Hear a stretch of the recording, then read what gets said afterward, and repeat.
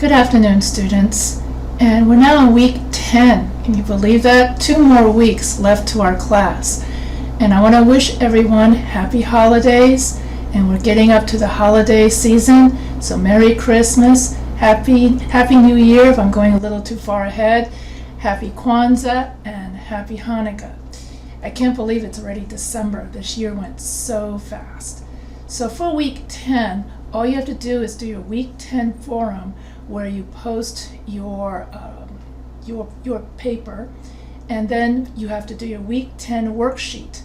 And so in this forum, we're going to go over the week 10 worksheet because it's the week 10 worksheet that's your last hurdle for this class. And so the week 10 worksheet is only about APA only. So and we're going to go over the week 10 worksheet as well as go over what is fake news. And we're going to go over the importance of why we need to know APA, because if we know how to use APA, we can avoid plagiarism because we want to give credit to the researcher. So without further ado, I am going to start this week's lecture on the week 10. Here we go. So this week we are going to be working on what is APA. So let me put this on Zoom 200%.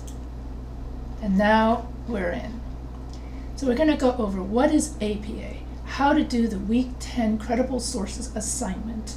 Then I'm going to go over week 10 and 11 forum, different types of fake news, using Kapow to evaluate for credible sources. Also, do not use the same topic for your week 9 post as your comparison contrast essay. And so for your week 9 and 10 post, you need to have a different essay. We've already finished week 9, so it doesn't really matter. So here are the most common errors in the forums that I've seen so far. So what is wrong with these reference citations?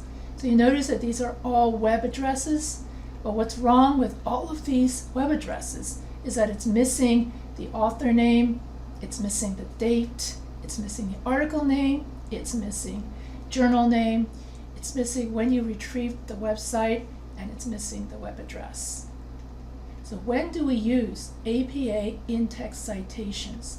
We use APA in-text citations for medical facts, historical facts, dates, percentages, statistics, numbers, and definitions. When we use APA in-text citations, these citations occur within the body of your paper. And I will go over pie structure on how to exactly insert in-text citations later on. And so for the week 10 worksheet, you're going to be giving me 3 things. You're going to be describing to me why the sources are credible using Kapow. Then you're going to give me an example of a paraphrase quote, a direct quote, and a reference citation. Now, what's the difference between all of these?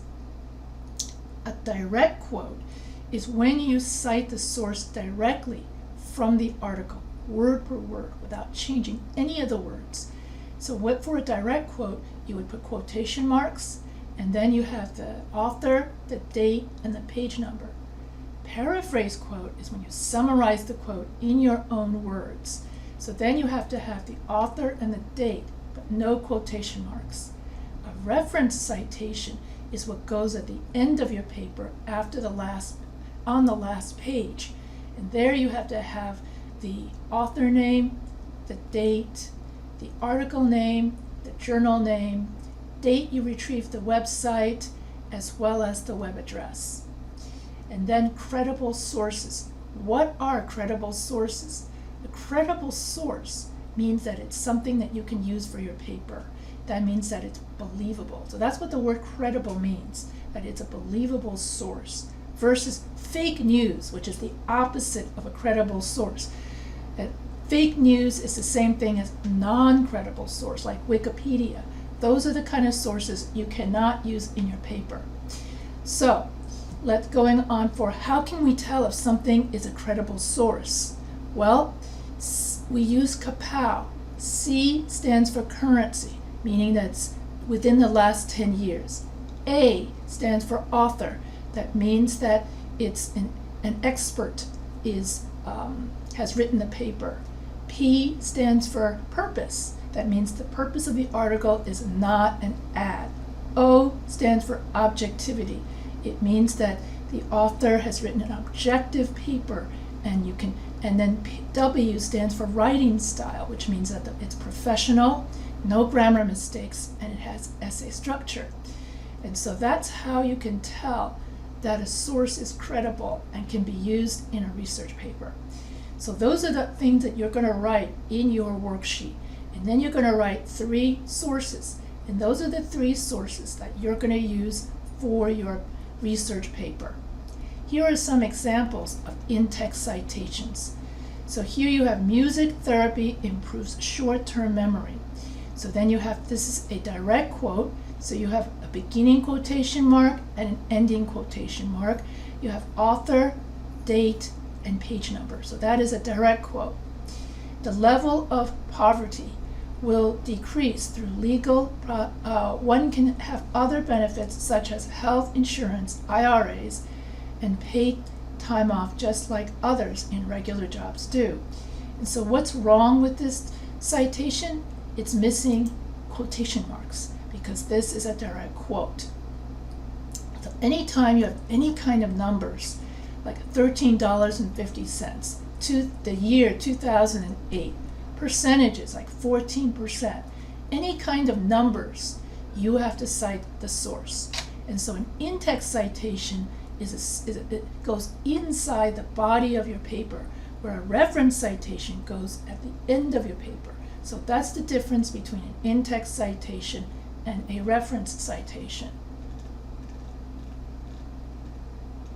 So we place the reference citation at the end of the paper, after the last page of the paper. We provide a list of references at the end of the paper so the reader knows where you got your information from. We list our references in alphabetical order, and we use left hanging indent to list our references. Every reference citation needs to have a matching in-text citation. So while in-text citations are located in the body of the paper, I just said this, reference citations are located at the end of the paper. And this is what a reference citation looks like. So let's do the worksheet. So this is what your worksheet is going to look like. And this is the last hard assignment you have to do for English 101. Because after this assignment, it's all easy. Week 11, you just post your rough draft from your comparison contrast essay. And then week 12, you just hand in your final draft of your comparison contrast essay. And you're done with this class. So the last day of this class is Friday, December 22nd, 2023. Midnight Pacific is the last time that you can hand in your papers, and then this classroom gets locked. So you really have to make sure you hand in your paper by midnight, Friday, December 22nd. So let's get to this worksheet. And so here's an example of source number 1. You provide the website link, you provide the title of the page, you provide the title of the website.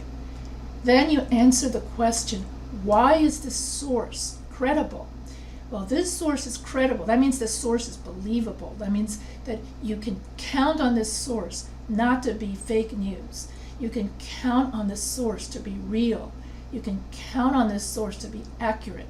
Now, if you're going to use ChatGPT for your research, you have to make sure that the source actually exists, because ChatGPT hallucinates or makes up sources. And so you have to always double check to make sure that the source exists. How do you double check it? You could always put the name and the author's name and the date and put the reference citation into the Google search box. Press submit and see if it exists anywhere else. If Google says that doesn't exist, then that means that ChatGPT just made it up. So that's why, in order to avoid that from happening, it's better to do your own research and to get your sources from either Google Scholar or from the Fortis online library. You can use ChatGPT for outlines, brainstorming, or to correct your grammar, but not for research, at least not yet. So, getting back to, so why is this source credible? So that's the first question you're going to answer on the worksheet. So C, you're going to answer, this article is credible because C, my article is credible because it's current. It was from 2015. It's within 10 years. A, my article is written by an expert, Dr. Smith.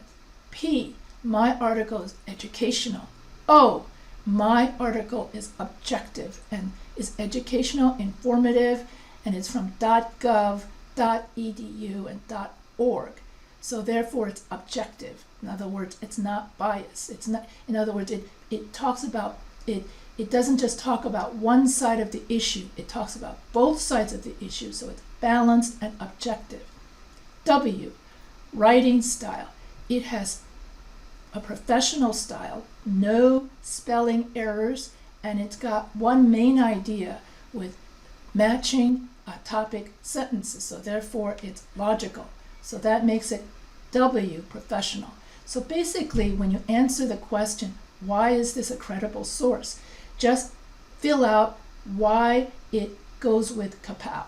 Basically, that's all you have to do for that question. Then you give a direct source, a direct quote, and in which you have the two quotation marks, and then you have the article, the date, and the page number. Then you find your paraphrase quote. That is, you summarize the quote in your own words, and then you write, you don't need quotation marks, you just have the author and the date. And last but not least, the reference citation. So the reference citation, you have to have the author's name, last name first, then the first name, then you have your date, then you have the article name, then you have the publication or website name, and the web address. And that's it for reference citation. And you multiply that 3 times, and that's your worksheet. That's simple as, really easy peasy. I think that's from the 1930s. So I'll go over this one more time. So first, you have the website link, title of the page, title of website. No one has any trouble with that. Then you answer the credible, why is this source credible? You say that my source uses kapow. C, it's current. A, the author is an expert. P, it's not an ad. O, it's objective. Writing style. W, it has a good essay structure and no mistakes. So that's how you answer the why is this credible. Then you have your direct quote, in which you have quotation marks. You have the author, the date, the page number. Then you have the paraphrase quote, where you paraphrase that direct quote. So the direct quote, so let's say my direct quote is 75% of people are obese. Most numbers, okay, if you're going to use a number, most of the numbers uses in text citation, and those are all direct quotes because you're quoting exactly what the researcher did for his research. And so therefore, you would say most Americans are overweight. So instead of saying 75% of Americans are obese, so that's the direct quote, then I paraphrase that direct quote into saying most Americans are overweight. And so then when you say most Americans are overweight, then that becomes the paraphrase quote. And then you have no quotation marks, and you have just the author and the date. Then you have your reference citation, in which you have the author's name, the date, the article name, publication name, the date you retrieved the website, and the web address. And that's it. And then you have to have 3 different sources. So here is another example. Okay, then you have www.americancancer.org, so that's the website link. Then you have the title of the page, Cancer in Society. Then you have the title of the website, American Cancer website. Then in 1 to 3 sentences, you explain why the source is credible. So the source is credible because of Kapow. This source is credible because the article is current because it's dated 2020, within the last 10 years. C, and the A, and the author is an expert and not an actor. P, the purpose is not to sell you something. And then O, it's objective and shows both sides of the issue. W, the writing style is formal and has no grammar errors. Then you have the quote with the in-text, then you have your direct quote. So when it says quote with APA in-text citation, that means they want a direct quote. So therefore, I would have 75% of people die of cancer. Then you have Smith, 2020, page 20. Then you have your paraphrase quote, in which you say most people die of cancer, Smith, 2020. So when you write a paraphrase quote, you don't need the quotation marks and you don't need a page number. Then the reference citation is Smith, Patrick, 2020. Then you have your article name, severity of cancer. Then you have the journal name, American Medical Journal. And then retrieved, November 25th, 2021. That's today's date, or actually today's date is December 6th, 2023, from who.org, WHO.org. And here it is, another example. So that's all you have to do. And for mind mapping, although we're not going to do any more mind mapping in this class, this is how you would do a mind map. And we've already done the week 10 persuasive passage rewrite, in which for the week 10 forum, all you have to do is just write your persuasive passage based on the feedback that you got from last week.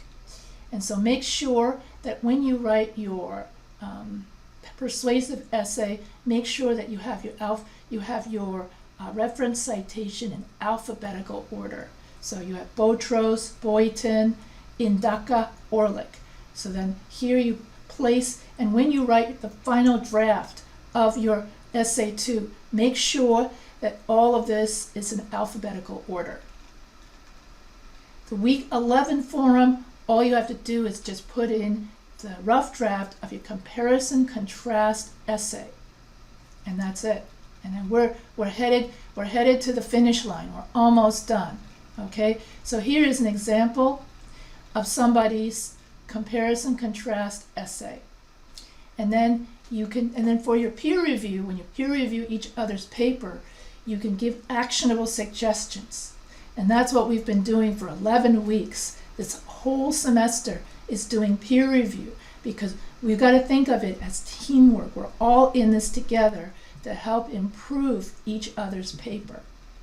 So that for the rest of this lecture, I'm going to go over what is the difference between fake news and not fake news, the difference between reliable sources and non-reliable sources, and the difference between credible sources and non-credible sources. Because when we write our research paper, we always want to use credible sources so that we have a credible research paper. So LIRN, that's your Fortis online library. And so what are good sources for our paper? What is a primary source? A primary source is when you get a source from a witness. In other words, something that the eyewitness saw in first person, the person themselves. So primary sources are the original sources that typically include conference presentations, dissertations, memoirs, photographs and paintings, speeches, works of literature, government documents. Secondary sources means that you wrote about the primary source. So secondary sources are not original sources. Instead, these sources seek to analyze, interpret, or comment on primary sources. So secondary sources include biographies, literature reviews, articles written about primary sources. Examples of primary sources include encyclopedias, world fact books, dictionaries, atlases, manuals. and reserve reference books, periodicals, reports, and journals. And which source is the most reliable source? The most reliable source is a peer-reviewed article. And so a peer-reviewed article is an article that's been vetted by other experts. So that means that another expert read your article and said, this is a good article. And so all of the databases in your Fortis online library has peer-reviewed sources. And so when you put in your, in the search engine, whatever it is you're looking for, then you need to check then you have a little inbox drop-down menu, and in the drop-down menu of your online Fortis College search box, it's going to ask you, do you want peer-reviewed sources? So therefore you're going to check, and it's going to get peer-reviewed sources. And that then all the hits that you get will all be peer-reviewed sources. Also, if you go to Google Scholar, that will also have all peer-reviewed scholarly sources. So the most reliable source that you can use for your paper are peer-reviewed sources. And if you find a PDF of a source and you have trouble understanding the scholarly source, you can then go to ChatPDF. It's not ChatGPT, it's P as in Peter, D as in diaper, F as in Felicia. So ChatPDF, and then you upload the PDF into ChatPDF. Then you can talk to your PDF, okay? You can ask your PDF, what is the main idea? And then you can tell the PDF, please say this in simple English. Then the AI ChatPDF will then explain to you the scholarly source in simple English. And then you can use that simple English, rephrasing it in your own words, into your paper. Okay? So ChatPDF is your friend when it comes to researching scholarly sources. And if the English is, and especially if English is not your first language, then you can use ChatPDF. Ask the prompt that you want, explain the main idea of this article in simple English, and it will do it for you. Okay? So if you are an ESL student and you're having trouble understanding the peer-reviewed article, you go to ChatPDF. So what is the difference between a popular source and a peer-reviewed source? A popular source is when it's something like what you see at the grocery store. Okay? In other words, it's pop culture. So think popular source as pop culture. Therefore, those are not reliable sources because anybody can just write about anything. A peer-reviewed source is where you have experts that write everything. So here, popular source, articles are written for a broad audience, whereas peer-reviewed sources, other experts read the article and then tell you that the article is good. So here are the differences between popular sources and peer-reviewed sources. So peer-reviewed sources is written in professional English, third-person case, rarely has any pictures, and it's written in very formal English. And you can go to Google Scholar and use ChatPDF for interpreting your research articles, and you can go to Google Scholar to find peer-reviewed articles. Unreliable sources or non-credible sources or fake news are things like ChatGPT. Okay, ChatGPT is not a reliable source. Wikipedia, blogs, personal pages, biased sites. These are sources we do not use in our paper. We don't use Wikipedia because anybody can upload anything, such as hoaxes. So how do you find credible sources? Currency, authority, purpose, objective, writing style. So Currency, how new is the website? Authority, who wrote it? Purpose, what do they want me to know? Objective, is it fact or opinion? Writing style, does it list sources? Is it formal or informal English?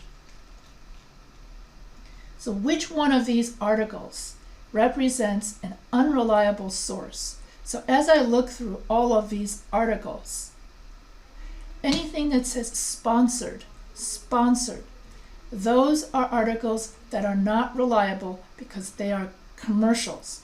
And so whenever you see sponsored story or paid content in your social media or whatever you're reading online, then you know that those are just ads. And advertisers have been known to lie about their product just to get you to buy their product. So we do not trust ads because they are not facts. These are examples of non-scholarly sources, non-credible sources, and fake news. And so these are not sources we will use for our academic paper. Fake news is the opposite of credible sources. Fake news is a term that has come to mean different things to different people. At its core, we are defining fake news as those news stories that are false. The story itself is fabricated with no verifiable facts, sources, or quotes. Sometimes these stories may be propaganda that is intentionally designed to mislead the reader, or may be designed as clickbait, written for economic incentives, and that the writer profits on the number of people who click on the story. So, do you believe everything that you see or hear in social media? Do you trust the news on Facebook or Twitter? Have you ever gossiped about someone? Have you ever been a victim of gossip, where you gossiped and spread incorrect information about other people? When people gossiped about you, how did that make you feel? Especially if the gossip was inaccurate. Can gossip ruin a person's career or reputation? You bet it can.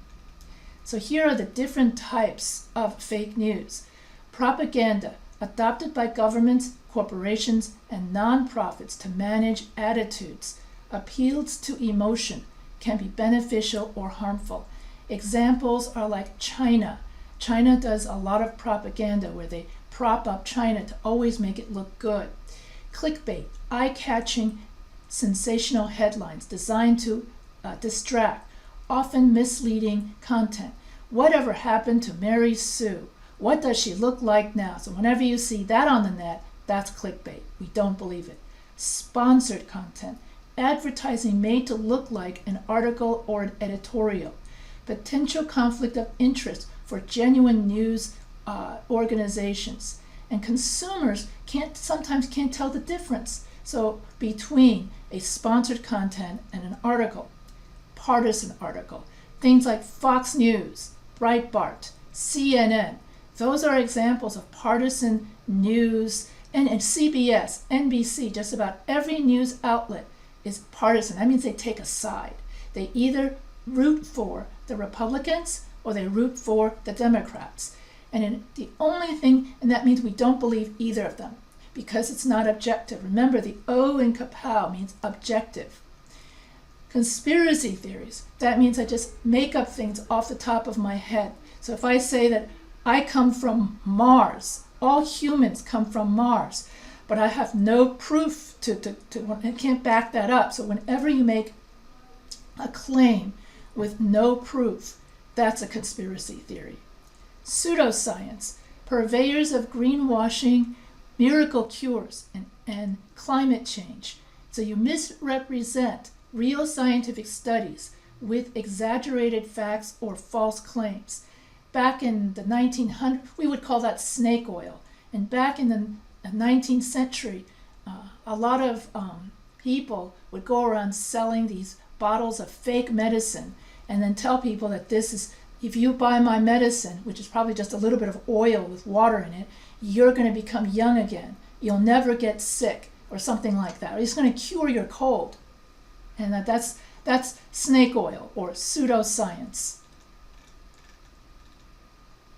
Other kinds of misinformation is if you go to www.onion.com, then you have a lot of satire articles. So they make fun of social commentary and they make fun of current events. And then you have misinformation, which includes a mix of false or partly false content. The intent can be to inform, but the author may not be aware the content is false, bogus. That means totally fabricated content. False attribution, so like deep fake. So right now with AI, they can now swap faces, okay? So, and they can even swap voices so that they can make it look like that Hillary Clinton said that she hates her husband or something like that, when actually she doesn't. So you can make a deep fake video, which means that someone takes a celebrity voice and make it do something they didn't do. I think the most famous one is one of Tom Cruise as a janitor. Okay, so there's one in which they deep faked and put Tom Cruise's face on someone else's face. Then they put Tom Cruise's voice on someone else's voice. So those are known as deep fake videos. How can you tell if something is a deep fake video? I believe you can go to Google where they have something called reverse. You have to Google it, put the URL of that video into Google to see what Google has to say about it. So that's how you fact check your sources, is you go to Google and you make sure that the source is real. So here are some examples of fake news. Clickbait. So this is what clickbait looks like. Sponsored ads, that's what sponsored ads look like. Propaganda. This is what propaganda looks like. So if you read any of those Chinese newspapers translated into English, and sometimes those Chinese newspapers translated into English comes as a inside your newspaper. It comes as extra reading in your supplementary material inside your newspaper. And one thing you'll notice about propaganda is that it only talks about the good news of the country. So that's one-sided, it's biased. So we never believe anything that's one-sided or biased. We always believe in news that talks about both sides of an issue. So if you go to allsides.com, that website will show you every side of an issue. So that is a site that you can believe in. All Sides, ALLSIDES.com. So that's a good website. So here you have, this is the front page of a Chinese newspaper. You see no bad news, don't you? So all they want to do is just brag about how great China is and how China has no problems. And there's no such thing as a country with no problems. Don't you wish that was true though? Don't you wish that this was a world where there were no problems? Well, that's not the case. So this is propaganda. And propaganda is used by governments to manipulate public opinion so that the person in power can retain power. So you have to know the difference between propaganda, which you don't believe in, versus real news. And then you also know that on The Onion, they make fun of real news. These people just want to have fun. So here's an example of satire. LA mayor prevents his kid from lazying about by installing spikes on the family couch. Obviously, people do not put spikes on their couch just to keep their kid off the couch. So this is obviously satire. Here are some examples of sponsored stories in which this looks like real articles, but it's really that if you click on these articles, it's just like clickbait, then the advertiser gets more money. So these are all advertisements, and we never believe advertisements because advertisements are all fallacies. Fallacies means illogical arguments. Whenever we make a claim and we don't back it up with credible evidence, that becomes a fallacy. And so all advertisements are fallacies of relevance. That means I make a claim, such as I make a claim Maytag washing machines are the best washing machines to use. So that's my claim. What's my proof? And then I would say, well, most customers come back after 20 years, and the Maytag repairman is the loneliest person in the world because he doesn't have to repair any machines. Well, that is such fabrication because you have no statistics. You have no, when you go to Kapow, you don't have somebody who's a scientist, A for scientist, P, you don't have the purpose. So basically, it's not a scientific fact. So when we deal with advertisements, we're not dealing with scientific fact backed up by science. Just like if I say, I'm from Mars, and I don't back it up with any proof. Okay, so if I say Mars is the best place to live because I say so, but I don't back it up with testimonials, I don't back it up with science and research, that's an ad. So here are some examples of sponsored stories, more sponsored stories, okay? So all of these are all ads. Also, it could say paid content. That's another one, okay? Another thing you have to realize is that most news outlets only cater to one side of an issue in order to cater to their audience. For instance, Fox News caters to conservatives and Republicans. So they always want to say positive things about conservatives, negative things about about Democrats. Things like Fox News, Breitbart, those are all conservative-leaning news outlets, so we don't believe in that. Then on the other side, you've got CNN, MSNBC, CBS, and ABC, and you don't believe any of them either because they lean towards the Democrat, toward the left, in which everything the Democrats do is great, while everything the Republicans do is wrong.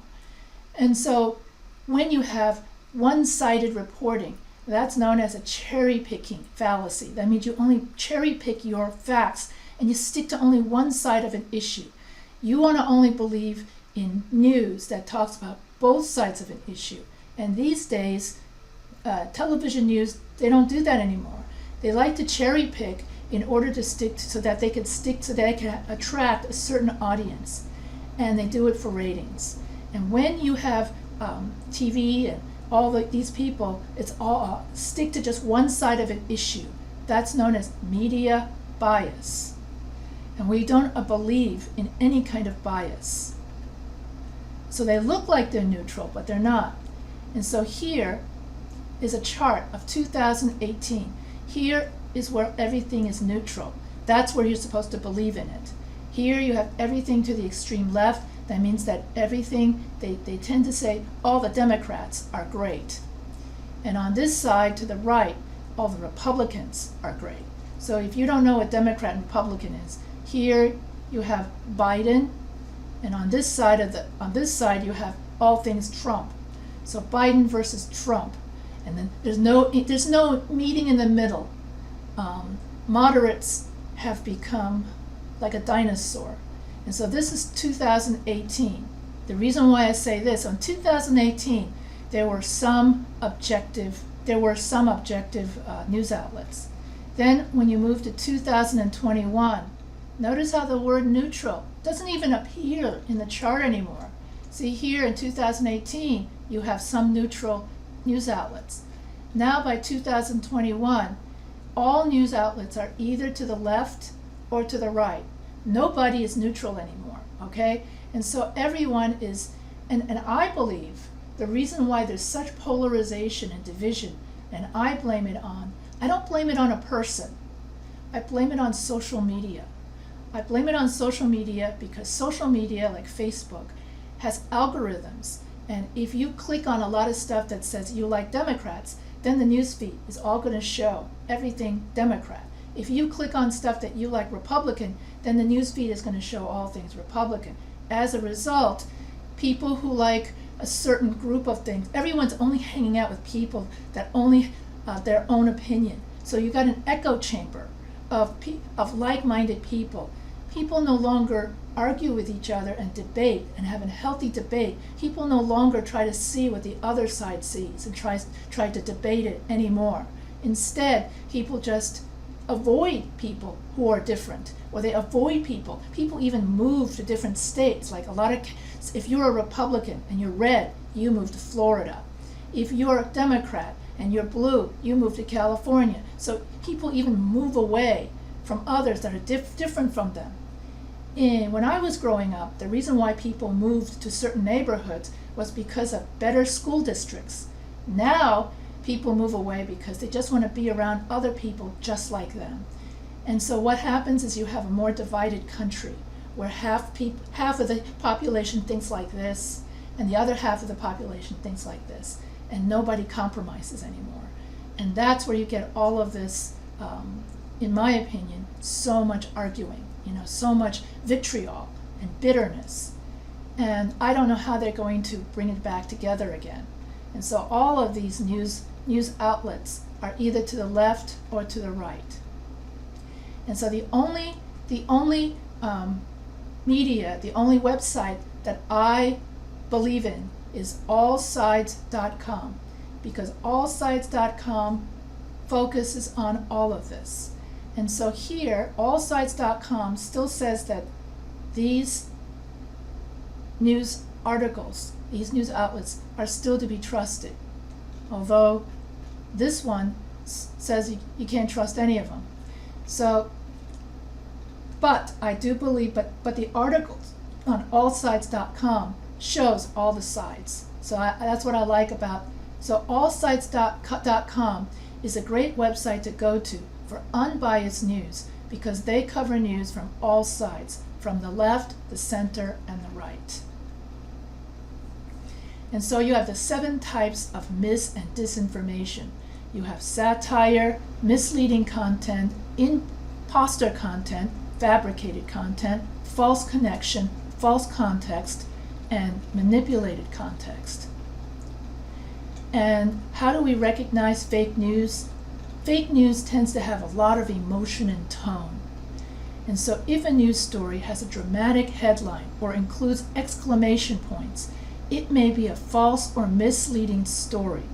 In addition, be skeptical of stories that make use of emotionally charged language. Balanced news sources use neutral language and standard punctuation in headlines and stories. In other words, third-person case. Consider the source. If the source of the article is unknown or not well known, be suspicious. And also, don't believe in social media. Beware of articles that do not list an author or publication date. Trusted news sources will always include information about the article's author and the publication date. Citations and images. If an article does not include information about the source of its facts or the source of its quotes, it could be a false story. It is extremely easy to cut and paste quotes from other stories or use it to mislabel photographs found online. Try Google reverse image, that's what I couldn't remember earlier. Try Google reverse image search to find the sources of photographs. I just simply don't believe anything I see on social media. And before you share a story, you should go and check to make sure, before you share a story on social media with your friends, always fact check to make sure that source is reliable. Make sure the story is true. Is ChatGPT reliable? Yes and no. ChatGPT has been known to make up sources. And so here is an article from the LA Times about ChatGPT. Lawyers facing discipline over bogus research by AI. Judge may sanction 2 attorneys whose filing had false information that was generated by ChatGPT. 2 lawyers responding to a federal judge have blamed ChatGPT for tricking them into including fake legal research in a court filing.